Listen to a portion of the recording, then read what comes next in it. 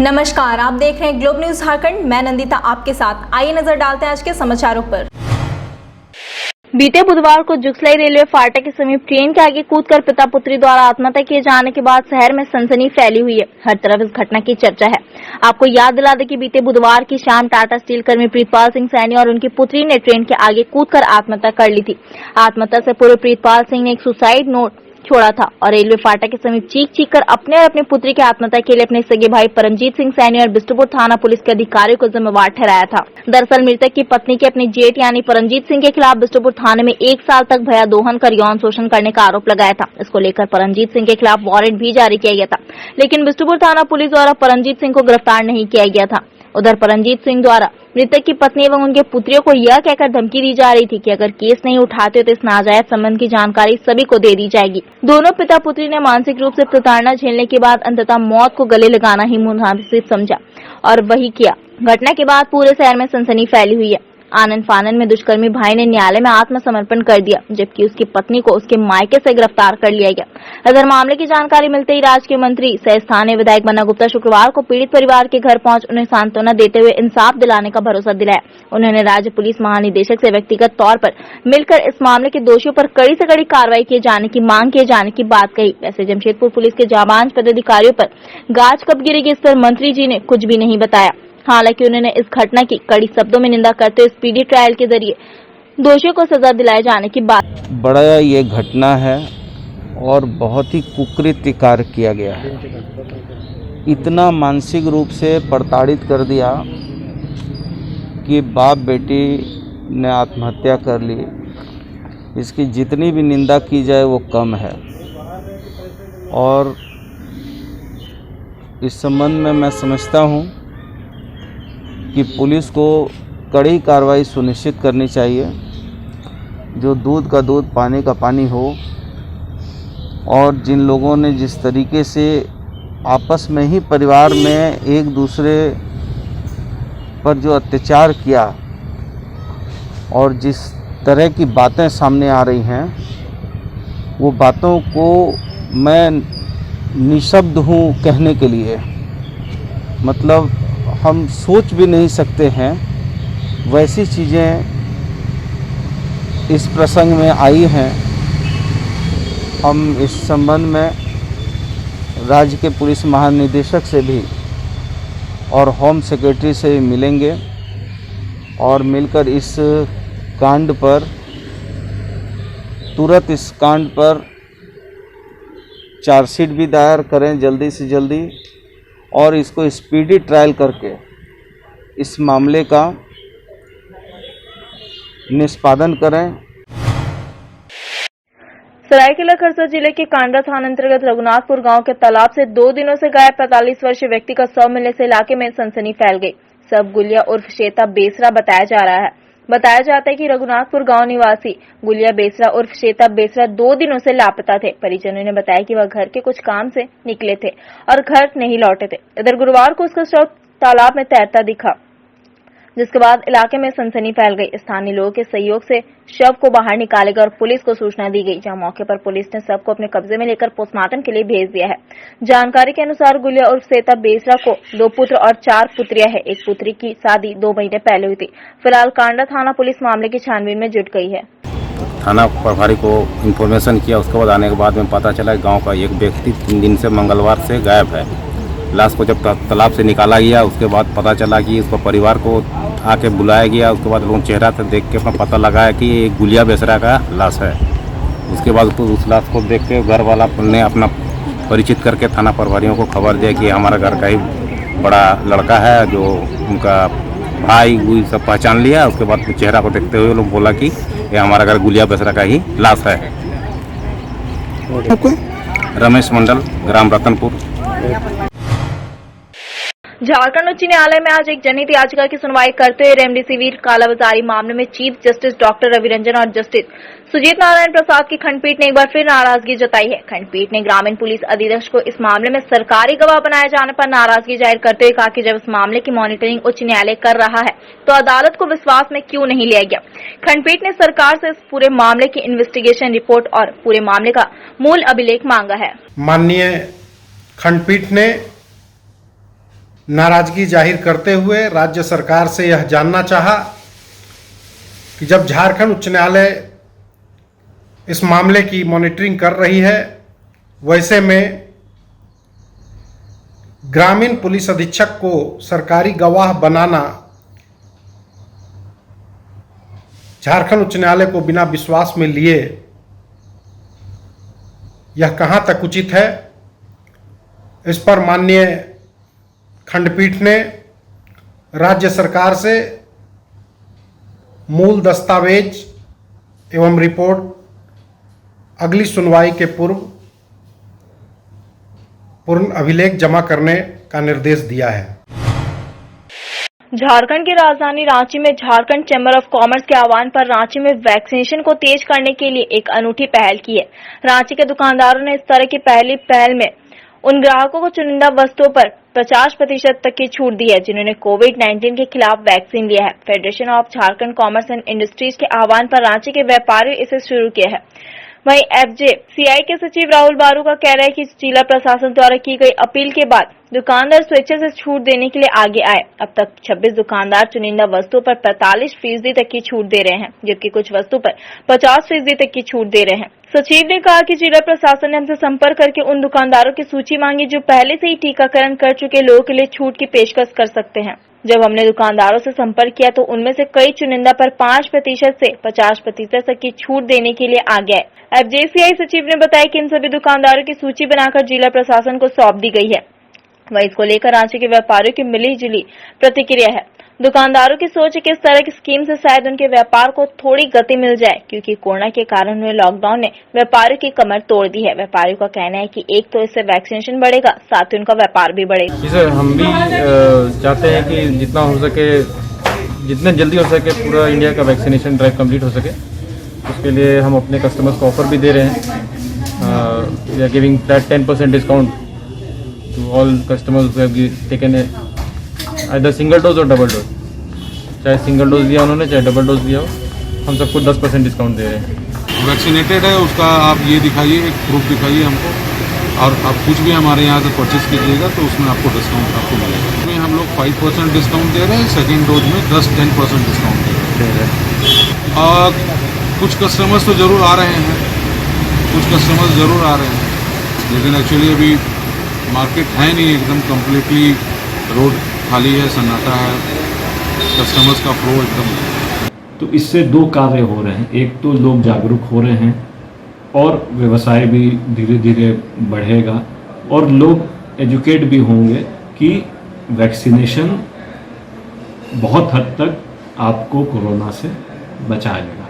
इसकी हम लोग ने 10 दिन से तैयारी की थी। हम लोग ने जिला प्रशासन को, हमारे जो भी व्यवसाय हैं उनका एक लिस्ट हम लोग ने जिला प्रशासन को सौंप दिया है। और आपके माध्यम से मैं आग्रह करूंगा राज्य के सभी नागरिक को कि इसका अधिक से अधिक लाभ लें। कतई ना डरें कि वैक्सीन से आपको कुछ होगा। वैक्सीन आपको बहुत हद तक कोरोना से सुरक्षित रखेगा।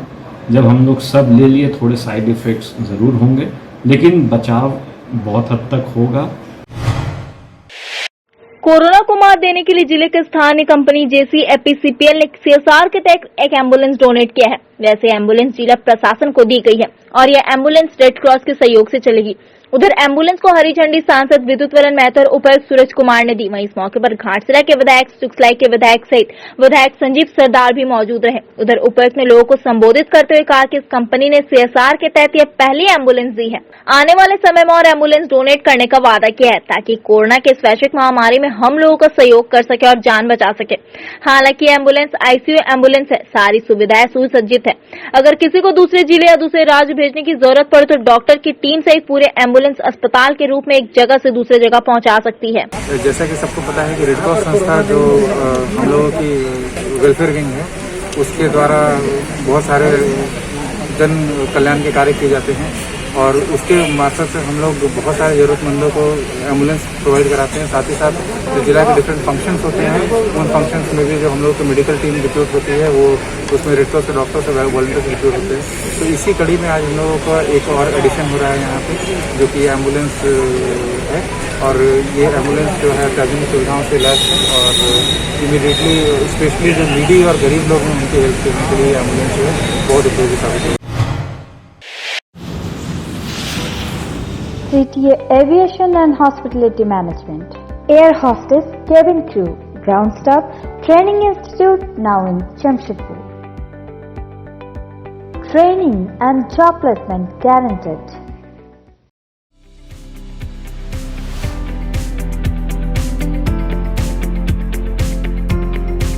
Capsules Pharma, your health partner.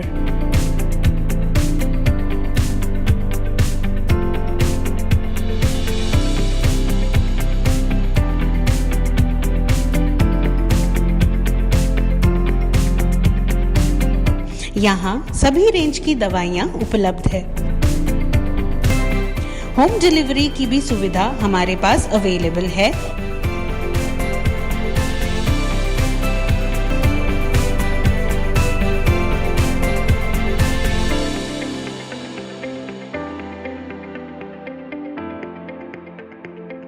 और साथ ही पेट केयर रिलेटेड प्रोडक्ट्स भी अवेलेबल है। तो जल्द संपर्क करें कैप्सूल्स फार्मा। हमारा पता Adityapur 2 main road, Adarshila tower, semi basement, shop number 1 near Gayatri Shiksha Niketan विद्यालय। हमारा फोन नंबर 90733229। पीएम मोदी के आह्वान पर देश भर में भाजपाइयों द्वारा प्लास्टिक मुक्त अभियान चलाया जा रहा है। इधर जमशेदपुर महानगर भाजपा द्वारा सभी मंडलों में सभी मोर्चे द्वारा प्लास्टिक मुक्त अभियान चलाया जा रहा है।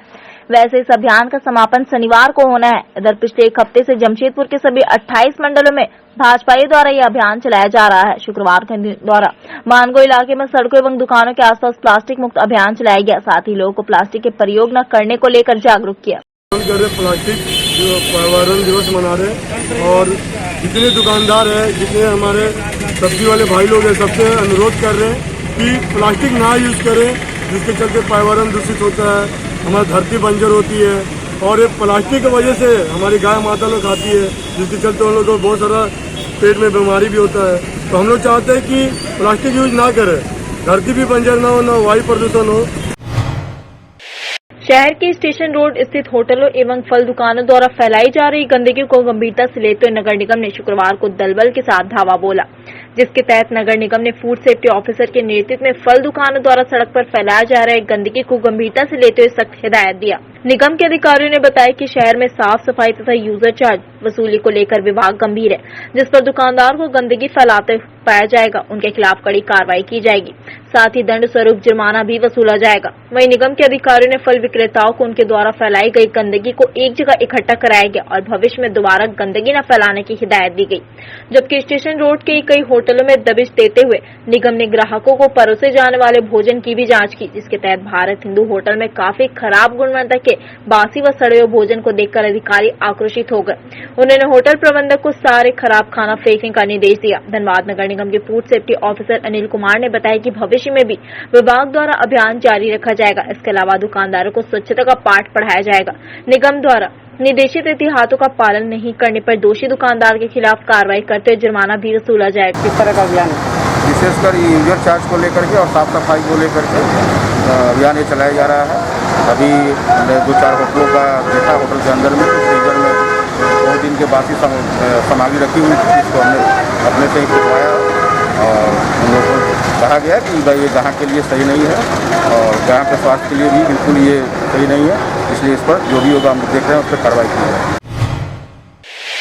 धनबाद नगर निगम वार्ड संख्या 17 अमन सोसाइटी गेट नंबर 4 में रह रहे परिवारों को सुविधा के अभाव में हो रहे परेशानी की सूचना स्थानीय लोगों के द्वारा मिलने के बाद आज जिला कांग्रेस कमेटी के कार्यकारी अध्यक्ष रविंद्र वर्मा ने अमन सोसाइटी गेट नंबर 4 का भ्रमण कर वहां रह रहे लोगों के परेशानियों का जाना और स्थानीय समस्याओं के लिए ईमानदारी पूर्वक प्रयास कर समस्याओं का निदान का वादा किया। मौके पर कार्यकारी अध्यक्ष श्री वर्मा ने कहा कि कई दिनों से बारिश नहीं होने के बाद पैदल चलने के लायक नहीं है सड़क, जगह जगह अभी भी पानी जमा हुआ है, ना तो सड़क है ना ही नाली है, जिससे घरों का पानी भी सड़क पर जमता है। अगर स्वास्थ्य इमरजेंसी हुआ तो कई घरों तक एम्बुलेंस तक नहीं पहुंच सकता ऐसी स्थिति बना हुआ है। सड़कों पर बिजली के तार झूल रहे हैं, कई जगहों पर बिजली के खंभे नहीं हैं, जिससे हर समय अनहोनी होने का डर बना रहता है। बिजली विभाग का लापरवाही के कारण ही आज ये समस्या उत्पन्न हुआ है। श्री वर्मा ने कहा कि स्थानीय लोग पिछले कई वर्षों से समस्या के निदान के लिए विभाग का चक्कर लगा रहे हैं, लेकिन आज तक समस्या जस का तस है। पूर्व में स्थानीय लोगों के द्वारा विभाग को जो आवेदन दिया गया था वो अमन सोसाइटी की वर्तमान स्थिति का तस्वीर के साथ बहुत जल्द स्थानीय लोगों को लेकर धनबाद नगर निगम के नगर आयुक्त, बिजली विभाग के महाप्रबंधक से मिलकर समस्या को जल्द से जल्द निदान करने के लिए मिलकर बात करेंगे, क्योंकि यहाँ के लोग भी निगम को और सरकार को टैक्स देते हैं, बिजली विभाग को पैसा देते तो सुविधा मिलना भी इनका हक है। यहाँ पे बरसात में बहुत ज़्यादा दिक्कत हो जाती है, बाइक भी नहीं पार हो पाता है, पैदल चलना भी मुश्किल हो जाता है, गिरना बजाना बच्चा लोग का बहुत दिक्कत होता है। यहाँ पे रोड बनना बहुत ज़रूरी है। यही प्रशासन से बोलना चाहेंगे कि जितना जल्दी हो सके यहाँ पे रोड का निर्माण हो। तो मैंने जब आज आकर के देखा है, तो आप भी साथ में हैं हमारे, देखा है आपने कि स्थिति है कि आज पानी कई दिनों से बंद है, उसके बावजूद यहाँ पे पैदल चलना भी मुश्किल है। कई एक जगह है जहाँ पर कि लोग, आप कल्पना कीजिए कि जब किसी के घर में अगर कोई बीमार होता होगा या कोई मैयत अगर उठती होगी, तो आप कल्पना कीजिए कि बरसात के समय में क्या हालात होते होंगे। तो देख करके ही ये मैंने पीड़ा से दिल भर चुका है कि नहीं, ऐसा नहीं होना चाहिए। ये एक शहर के वार्ड 17 के निवासी लोग हैं, ये भी टैक्स पेड करते हैं, सरकार को टैक्स जाता है, नगर निगम को टैक्स जाता है, लेकिन जो इन लोगों का कहना है कि इन लोगों के साथ हर समय सौतेला व्यवहार रहा है। मैंने भी देखा है कि निश्चित रूप से शहर में रह करके भी ये हालात भी हैं, आज हम देख करके ये अनुभव हमने किया है। तो निश्चित रूप से इन लोगों को मैं इतना ही कहना चाहूँगा कि धनबाद जिला कांग्रेस के कार्यकारी अध्यक्ष होने के नाते आज मैं नगर आयुक्त से जरूर मिलूंगा। मिल करके इन लोगों ने जिस प्रकार बताया है मुझे कि 2-3 साल 4 साल से ये लोग आवेदन दे रहे हैं नगर निगम को नाली के लिए, इन लोगों को कोरा आश्वासन ही अभी तक मिला है, ये काम हो जाएगा। किन लोगों को कह दिया गया कि आपका सेंक्शन हो गया है, लेकिन हालात जस का तस है। मैं नगर आयुक्त से मिल करके इस पर जरूर हमारी चर्चा होगी, और चर्चा ही नहीं, हमारा एक दबाव होगा, पूरा प्रयास होगा, और नहीं तो हमारे नगर विकास विभाग के मंत्री माननीय झारखंड के सीएम हेमंत सोरेन जी हैं, जरूरत पड़ी तो जिला कांग्रेस की टीम का एक डेलीगेशन हम जरूर जाकर के सीएम साहब से मिलने का प्रयास करेंगे। भारतीय जनता पार्टी अनुसूचित जाति मोर्चा रांची महानगर की पहली कार्य समिति की बैठक शुक्रवार को स्वगामा सिंह सभागार रातू रोड में आयोजित की गई। मौके पर भाजपा अनुसूचित जाति मोर्चा के प्रदेश अध्यक्ष विधायक चंदन क्यारी अमर कुमार बावरी ने कहा कि भाजपा अनुसूचित जाति मोर्चा प्रधानमंत्री श्री नरेंद्र मोदी के नेतृत्व में नए भारत के निर्माण में अग्रणी भूमिका निभा रही है। कोविड काल में गरीब जरूरतमंदों की मदद करने से लेकर अंत्योदय के महान लक्ष्य की प्राप्ति के लिए भाजपा अनुसूचित जाति मोर्चा के कार्यकर्ता लगातार कार्य कर रहे हैं। उन्होंने कहा कि जब से राज्य में हेमंत सोरेन की सरकार आई है, तब से राज्य के अनुसूचित वर्ग के लोगों पर अत्याचार बढ़ा है। जामताड़ा के चिरुडी में दलित परिवार को उनके घर से बेघर कर दिया गया। एक लंबे संघर्ष के बाद मोर्चे के प्रयास से पीड़ित परिवार को घर में दाखिल करवाया गया, लेकिन अभी तक किसी भी आरोपी की गिरफ्तारी नहीं हुई है। उसी तरह मंझगांव में दलितों के साथ हुई मारपीट की घटना भी निंदनीय है। इस मामले में भी अभी तक किसी भी आरोपी की गिरफ्तारी नहीं हुई है। साहेबगंज में दलित की जमीन लूट मामले में मुख्यमंत्री के प्रतिनिधि पंकज मिश्रा के खिलाफ मामला दर्ज हुआ है, लेकिन अभी तक कोई भी कार्रवाई उनके खिलाफ नहीं हुई है। उन्होंने कहा कि राज्य में दलितों की मौत भूख से हो रही है, दलित महिलाओं के साथ अत्याचार हो रहा है। भाजपा अनुसूचित जाति मोर्चा ऐसे अत्याचार के खिलाफ लगातार आंदोलन कर रही है। भाजपा अनुसूचित जाति मोर्चा रांची महानगर की पहली कार्य समिति बैठक में रांची विधायक सह पूर्व मंत्री सीपी सिंह, भारतीय जनता पार्टी अनुसूचित जाति के प्रदेश प्रभारी ब्रिजमोहन राम, भारतीय जनता पार्टी अनुसूचित जाति मोर्चा के राष्ट्रीय मंत्री डॉक्टर जीतू चरण राम, भाजपा अनुसूचित जाति मोर्चा के राष्ट्रीय कार्य समिति सदस्य नीरज पासवान, महानगर अध्यक्ष के गुप्ता, पूर्व जिला अध्यक्ष या प्रदेश कार्य समिति सदस्य सत्यनारायण सिंह, जिला प्रभारी लोहरदगा मनोज मिश्रा, रांची महानगर के मंत्री वरुण साहू एवं अन्य कार्यकर्ता उपस्थित। उनके साथ लेकर के इसको आगे बढ़ाएं, भारत के निर्माण में हम अपनी महत्वपूर्ण भूमिका निभाएं, इसके लिए इस मोर्चे का गठन हुआ है। और भारतीय जनता पार्टी झारखंड प्रदेश लगातार इस दिशा में काम कर रही है, और उसी को लेकर के आज रांची महानगर की कार्य समिति की बैठक है। हमारी योजना मंडल तक और मंडल से अपने बूथों तक जाने की है, और हम लोग उस दिशा में काम कर रहे हैं। कल हमारा प्रदेश का कार्य समिति की बैठक हुई है, हमारे प्रदेश अनुसूचित जाति मोर्चा की भी बैठक हुई है, दूसरी बैठक पहली बैठक, और ये पहला बैठक हमारा महानगर का हो रहा है। तो ये पूरा कार्यक्रम जो है वो अपने वर्करों के माध्यम से जो मोदी जी के 7 साल का किया गया उत्थान का काम है, विकास का काम है, और विशेष करके अंत्योदय का जो महान काम है, जिसमें जो अंतिम पायदान पर बैठे हुए लोग हैं, जो इस समाज के लोगों के लिए ही जो अपने श्यामा प्रसाद मुखर्जी जी ने जो सपना देखा था, अपने दीनदयाल उपाध्याय जी ने जो अंत्योदय का परिकल्पना दिया था कि वे अंतिम पायदान पर बैठे लोगों के जीवन में उत्थान, अंत्योदय का वह महान लक्ष्य को प्राप्त करने के लिए मोदी जी के जो भी प्रकल्प है, जो भी कार्य है, उसको इन समाज के अंदर ले जाना और उनके जीवन को उन्नत और सरल बनाना, ये इसमें हमारी क्या भूमिका हो सकती है, उसको लेकर हम कांग्रेस देर भर में कोरोना संक्रमण से प्रभावित लोगों का आंकड़ा तैयार करने में जुट गई है। शीर्ष नेतृत्व के आह्वान पर देश भर के 736 जिलों के 1799 प्रखंडों के 7,935 कस्बों के लोगों का आंकड़ा जुटाने का लक्ष्य निर्धारित किया गया है। 1 जुलाई से ही कांग्रेस की ओर से इसकी शुरुआत कर दी गई है। इसके तहत कांग्रेस द्वारा डाटा तैयार कर राष्ट्रीय नेतृत्व को सौंपा जाएगा ताकि देश में कोरोना संक्रमितों का स्पष्ट आंकड़ा मिल सके और इससे मरने वालों का भी सही आंकड़ा मिल सके। हालांकि सर्वोच्च न्यायालय द्वारा कोरोना वायरस से संक्रमित लोगों की मौत को लेकर केंद्र सरकार को मुआवजा दिए जाने का निर्देश दिया गया है। इधर कांग्रेस का आरोप है कि केंद्र सरकार मौत का आंकड़ा छुपाना चाह रही है। इसी को देखते हुए कांग्रेस द्वारा इस देशव्यापी अभियान की शुरुआत की गई है। इधर जमशेदपुर में भी कांग्रेस द्वारा इस अभियान की शुरुआत की गई। इसके तहत कांग्रेस की सभी प्रखंडों एवं कस्बों में पहुंचकर वहां के आंकड़े जुटाने में जुट गई है। हर प्रखंड में 10 कोरोना योद्धा का नाम हम लोग ने लिया है और रोज एक कोरोना योद्धा 15 से 20 घर कम से कम टच करेंगे। मतलब 180 कोरोना योद्धा रोज कम से कम 20 घर में जाएंगे। 20 से 50, कम से कम 20, ज्यादा से ज्यादा 50 घर जा करके करेंगे। हमको लगता है कि हम लोग 1.5 से 2 लाख घर पे जा करके कोरोना से जो लोग प्रभावित हैं, जिनकी डेथ हुआ है, जिनका आंकड़ा नहीं मिला, जिनको कष्ट है, जिनको बेरोजगारी हुई है, इन सब चीजों से, वैसे लोगों को चिन्हित करके हम लोग अपने प्रदेश नेतृत्व को और राष्ट्रीय नेतृत्व को अवगत कराएंगे, जिनसे कि उनको सहायता पहुंच सके। साथ ही साथ मैं ये कहना चाहता हूँ कि एक तरफ जहाँ राष्ट्र में लोग मन की बात कह रहे हैं, आज कांग्रेस पार्टी लोगों के घर में मन की बात सुनने के लिए जा रही है कि इस कोरोना पीरियड में आपके मन में कौन सी वेदना है, कौन सा अभाव है, कहाँ पर वो अकेलापन महसूस कर रहे हैं। एक एक व्यक्ति के घर पर जन संपर्क अभियान चला करके और उनके अंदर में इस महामारी राष्ट्रीय आपदा से जो उनके परिवार के लोग ग्रसित हुए हैं, प्रभावित हुए हैं, या उनके सोच क्या है, आज कांग्रेस के कार्यकर्ता ऐसे समय में राजनीति करके उनके साथ संपर्क स्थापित करके, संबंध स्थापित करके, उनकी ताकत बन के जिस स्तर पर हो सकता है उनकी मदद करें, सहयोग करें। झारखंड राज्य से सटे पड़ोसी राज्य ओडिशा में पार्टी सुप्रीमो शिबू सोरेन की पुत्री अंजलि सोरेन को प्रदेश अध्यक्ष बनाए जाने पर करंडी चौक के निकट झारखंड मुक्ति मोर्चा जमशेदपुर प्रखंड कमेटी की ओर से उनका अभिनंदन किया गया। गुरुवार को जमशेदपुर में अभिनंदन समारोह में भाग लेने पहुंची अंजलि सोरेन का उड़ीसा जाने के दौरान करंडी चौक पर झारखंड मुक्ति मोर्चा जमशेदपुर प्रखंड कमेटी की ओर से पुष्पगुच्छ भेंट कर उनका अभिनंदन किया गया। इस दौरान पार्टी कार्यकर्ताओं में एक जोश देखा गया। वहीं प्रदेश अध्यक्ष बनाए जाने पर अंजलि सोरेन ने कहा कि पार्टी के द्वारा उन्हें एक बड़ी जिम्मेदारी दी गई है। सबको लेकर, सबको मिलाकर संगठन मजबूती पर जोर देते हुए वो कार्य करेगी। उन्होंने जिम्मेदारी मिलने पर खुशी का इजहार किया।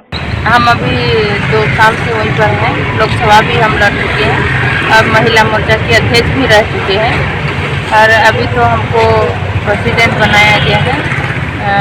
आने वाले समय में हम सब मिल करके वहाँ का संगठन को मजबूत करेंगे और इसी तरह से जीत हासिल करेंगे। देखिए, सब मिल करके काम करेंगे तो कोई मुश्किल नहीं है। पूर्वी सिंहभूम जिला मुख्यालय में जमशेदपुर सांसद की विद्युत महतो की अध्यक्षता में दिशा की बैठक आयोजित की गई। दिशा की इस बैठक में केंद्र सरकार के द्वारा चलाई जा रही योजनाएं पूर्वी सिंहभूम जिले में किस प्रगति में है, इसको लेकर समीक्षा बैठक की गई। इस बैठक की अध्यक्षता सांसद विद्युत महतो द्वारा की गई, जिसमें जिले के सभी विधायक, जिला परिषद अध्यक्ष, जिला परिषद उपाध्यक्ष, जिला पार्षद के सदस्य, विधायक प्रतिनिधि एवं विभिन्न विभागों के पदाधिकारी मौजूद थे। जिसमें अगले तिमाही की बैठक से पूर्व कोरोना काल के दौरान जितने भी केंद्र सरकार की योजनाएं हैं, उन सभी योजनाओं को किस प्रकार संपन्न किया जा सके, इस पर चर्चा की गई। वहीं कुछ नई योजनाओं पर भी सफलतापूर्वक कार्य संपन्न कराने पर विचार विमर्श किया गया, जिसमें मुख्य रूप से आवास योजना के तहत प्रखंड स्तर पर जो खामियां रह गई थी, उसे किस प्रकार दूर कर लाभार्थियों तक पहुंचाया जा सके, इस पर जोर दिया गया।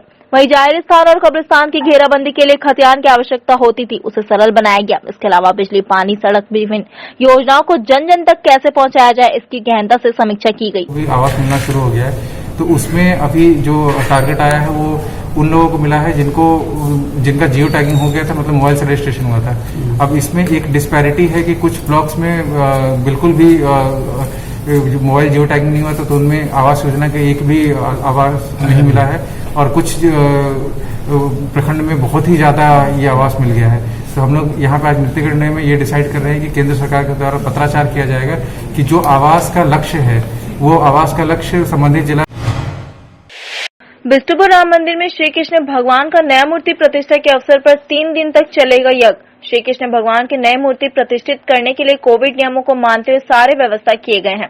मंदिर के जनरल सेक्रेटरी ने बताया कि पुराने मूर्ति में थोड़ी दरार आ जाने के कारण उसे पिछले साल ही बदलना था। कोविड के कारण पंडित जी आ नहीं सके थे, इसलिए उसे इस साल संपूर्ण किया जा रहा है। मुख्यमंत्री हेमंत सोरेन ने नए झारखंड विधानसभा और झारखंड उच्च न्यायालय के निर्माण कार्य में बरती गई वित्तीय अनियमितता की जांच एसीबी से कराने का आदेश दिया है। इस आदेश के बाद झारखंड में सियासत गर्म हो गई है। प्रदेश बीजेपी ने इस जांच का स्वागत करते हुए कहा कि वर्तमान सरकार रघुवर दास के जितने मामलों की जांच कराना चाहती है करा ले, पर जांच को परिणति तक लेकर जाए। साथ ही कहा कि पिछले विधानसभा सत्र में जेएमएम के विधायक लोबिन हेम्ब्रम ने संथाल परगना सहित पूरे झारखंड में खनिज संपदा की हो रही लूट का मुद्दा उठाया था। इसकी भी सरकार को जांच करानी चाहिए और इस बात की भी जांच होनी चाहिए कि खनिज संपदा की लूट का पैसा किन किन लोगों तक पहुंच रहा है, ये भी सरकार को बताना चाहिए। वहीं प्रदेश कांग्रेस ने इस पर बोलते हुए कहा कि वर्तमान गठबंधन की सरकार ने शुरू से ही कहा था कि भ्रष्टाचार किसी कीमत पर बर्दाश्त नहीं किया जाएगा। उसी दिशा में ये कदम है। जिस प्रकार पूर्ववर्ती रघुवर दास की सरकार ने इस राज्य को भ्रष्टाचार का विश्वविद्यालय बनाकर रख दिया था, अब उसी की कड़ी तोड़ने का वक्त है। अब राज्य की वर्तमान सरकार दोषियों को जांच कर उसे सजा दिलवाने के लिए कृत संकल्प है। गौरतलब है कि झारखंड विधानसभा और हाईकोर्ट के नए भवन निर्माण में वित्तीय अनियमितता की जांच की मांग वाली जनहित याचिका दायर की गई थी। झारखंड हाईकोर्ट के अधिवक्ता राजीव कुमार ने हाईकोर्ट में जनहित याचिका दाखिल कर इसी जांच की मांग की थी, जिसमें कहा गया था कि अधिकारियों और निर्माण कार्य वाले संवेदक रामकृपाल कंस्ट्रक्शन लिमिटेड की मिलीभगत से वित्तीय अनियमितताएं हुई है। शुरुआत में कोर्ट भवन के निर्माण के लिए 365 करोड़ रुपए की प्रशासनिक स्वीकृति दी गई थी। बाद में 100 करोड़ घटाकर संवेदक को 265 करोड़ में टेंडर दे दिया गया था। वर्तमान में इसकी लागत बढ़ाकर 697 करोड़ रुपए का हो गया था। बड़ी राशि के लिए सरकार से अनुमति भी नहीं ली गई और न ही नया टेंडर किया गया। वादी ने इस मामले की जांच सीबीआई से कराने की मांग की थी। साथ ही पूर्व मुख्य सचिव व संवेदक की भूमिका की भी जांच की मांग की थी। रांची के एचईसी के कूटे में झारखंड विधानसभा के नए भवन के निर्माण में भी इंजीनियरों पर मेसर्स रामकृपाल कंस्ट्रक्शन को लाभ पहुंचाने का आरोप है। विधानसभा के इंटीरियर वर्क के हिसाब किताब में गड़बड़ी बताकर भवन निर्माण के इंजीनियरों ने पहले 465 करोड़ के मूल प्रांगण को घटाकर 420.19 करोड़ कर देने की शिकायत है। आरोप है कि बिल ऑफ क्वांटिटी में निर्माण लागत 420.19 करोड़ से घटाकर 322.3 करोड़ कर दिया गया है। यही निकाय टेंडर निपटारे के बाद से इसे 10% कम कर 290.72 करोड़ में रामकृपाल कंस्ट्रक्शन को दे दिया गया। यही नहीं, ठेकेदार के कहने पर वास्तुदोष के नाम पर साइट प्लान को बदला गया, जिससे इसका निर्माण क्षेत्र में 19,943 वर्ग मीटर बढ़ गया और बढ़े हुए निर्माण क्षेत्र में समानुपातिक दर से ठेकेदार को भुगतान का निर्माण लिया गया, जिस पर राज्य के महालेखाकार ने इन गड़बड़ियों को पकड़कर इसे अपनी रिपोर्ट सरकार। हम ये बातें कहते आ रहे हैं कि हम इस राज्य में भ्रष्टाचार किसी कीमत पे बर्दाश्त नहीं करेंगे और उसका यह परिणाम है कि हमारी महागठबंधन की सरकार भ्रष्टाचार के मामले में धीरे धीरे जांच की शुरुआत कर दी है। जिस प्रकार पूर्ववर्ती सरकार रघुवर दास के नेतृत्व में इस राज्य को भ्रष्टाचार का विश्वविद्यालय बना करके रख दिया था, अब उसकी कड़ी तोड़ने का वक्त है और राज्य की जनता की गाढ़ी कमाई जो भारतीय जनता पार्टी के मंत्रियों और मुख्यमंत्रियों ने अपनी तिजोरी में भर करके रखा, तो अब महागठबंधन की सरकार पूरी ईमानदारी, पूरी साफ नीयत और साफ नीति के साथ उस पर जांच करवा करके दोषियों को जेल के अंदर पहुंचाने के लिए प्रतिबद्ध है, कृत संकल्प। हेमंत सोरेन की सरकार ने कल एसीबी को विधानसभा भवन और हाईकोर्ट भवन के निर्माण की जांच का आदेश दिया है। भारतीय जनता पार्टी सरकार के इस फैसले का स्वागत करती है कि उनको रघुवर सरकार के कार्यकाल में जितनी भी गलतियां दिखती हैं वो खुले मन से जांच करवा लें। हम उनको चुनौती देते हैं, जांच भी कराएं और जांच की परिणति तक भी पहुंचाएं। लेकिन साथ ही राज्य सरकार को हम याद भी दिलाना चाहेंगे कि चलते हुए सत्र में लोबिन हेम्ब्रम ने खनिज संपदाओं की तस्करी को लेकर क्या कुछ कहा, उसकी भी जांच होनी चाहिए। उसके अलावे संथाल परगना में जो एक चर्चित नाम है पंकज मिश्रा, उसके कारनामों की भी जांच होनी चाहिए। अंबा प्रसाद जिस तरह से बालू तस्करों को संरक्षण दे रही हैं, उसकी भी जांच होनी चाहिए। अब पूरे राज्य में जो खनिज संसाधन की लूट हो रही है, उस लूट के पीछे कौन है, पैसा कहां तक पहुंच रहा है, इन सब की भी जांच होनी चाहिए। जब आप समग्रता से जांच करेंगे तब मैं समझता हूं कि पारदर्शी शासन का जो आपका दावा है और भ्रष्टाचार मिटाने की जो आपकी मुहिम है, जो तथाकथित भ्रष्टाचार हटाने की बात आप करते हैं, क्योंकि अपने लोगों का भ्रष्टाचार आपको दिखता नहीं, तो चुनौती देता हूं सरकार को, इन लोगों की भी जांच कराइए, इन प्रकरण की भी जांच की जानी चाहिए। माननीय राज्यपाल श्रीमती द्रौपदी मुर्मू से आज गुंजन यादव जिला अध्यक्ष भाजपा जमशेदपुर के नेतृत्व में एक शिष्टमंडल ने राजभवन आकर मुलाकात की एवं आहार पत्रिका के प्रकाशन, मुद्रण और वितरण में सरकारी धनराशि के गबन की शिकायत की। शिष्टमंडल द्वारा यह भी कहा गया कि बाबा कंप्यूटर्स को लाभ पहुंचाने हेतु निविदा निकाला गया था। शिष्टमंडल द्वारा समर्पित ज्ञापन में वर्णित तथ्यों की जांच एवं कार्रवाई करने हेतु आग्रह किया गया है। माननीय राज्यपाल श्रीमती द्रौपदी मुर्मू द्वारा आज राजभवन में डाक विभाग झारखंड के तत्वावधान में झारखंड राज्य के विविध जल प्रपातों तथा व्यंजनों के ऊपर 6 मैगजीन कार्ड, विशेष पोस्ट कार्ड की एक श्रृंखला जारी किया गया। डाक विभाग समय समय पर लोक महत्व के विषयों तथा स्थानीय परिवेश, पर्व, रीति रिवाजों, विविध लोक कला संस्कृति, क्रांतिकारियों के ऊपर डाक टिकट, विशेष डाक आवरण, प्रथम दिवस आवरण आदि का विमोचन करके इनकी महत्ता को राष्ट्रीय अंतर्राष्ट्रीय पटल पर लाने का प्रयास करता रहा है। इसी की एक कड़ी के रूप में आज राजभवन में राज्यपाल महोदय द्वारा झारखंड के स्थानीय व्यंजनों यथा दुस्का, अमडा चटनी, फुटकल साग, छिलका रोटी, फुटका लेटो, मांस करील आचार तथा झारखंड के जल प्रपातों जैसे सुगा बांध, मिर्चिया, लावा पानी, कांति एवं पैरवाघाट के ऊपर मैगजीन कार्ड जारी किया गया। राज्यपाल महोदय ने आशा प्रकट की कि डाक विभाग के इस कदम से निश्चित तौर झारखंड के इन स्थानीय व्यंजनों को एक नई पहचान मिल सकेगी। साथ ही साथ देश दुनिया के लोग भी झारखंड के वन, पर्यावरण तथा प्राकृतिक खूबसूरती से अवगत हो सकेंगे। इस मौके पर डाक महाअध्यक्ष झारखंड डाक परिमंडल श्रीमती शशि सालिनी कुजूर, श्री सत्यकाम डाक निदेशक तथा श्री केन तिवारी वरीय डाक अधीक्षक रांची भी उपस्थित थे।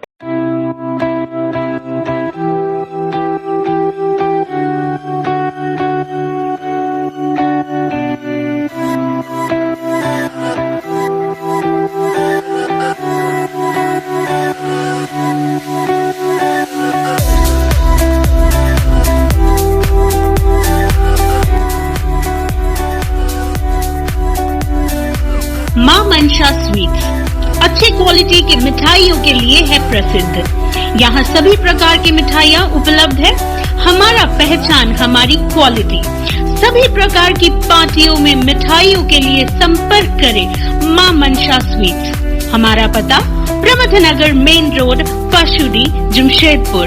हमारा फोन नंबर 8210300625 और 8084702240।